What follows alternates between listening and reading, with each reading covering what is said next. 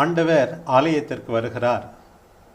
தூய்மைப்படுத்தப்படுவதில்லை, அவர் நம்மை தூய்மைப்படுத்துகின்றார். அவருக்கு உகந்த காணிக்கையாக நாம் எல்லாரும் மாற வேண்டும். நம்மோடு பாவத்தை தவிர அனைத்து நிலைகளிலும் ஒத்திருந்த நம் ஆண்டவர் நம்மீது இரக்கம் காட்டுகின்றார். வாக்கு மாறாத நம் ஆண்டவர் நம்முடைய துன்பங்களை புரிந்து கொண்டு நமக்காக ஒவ்வொரு நாளும் பரிந்து பேசுகின்றார்.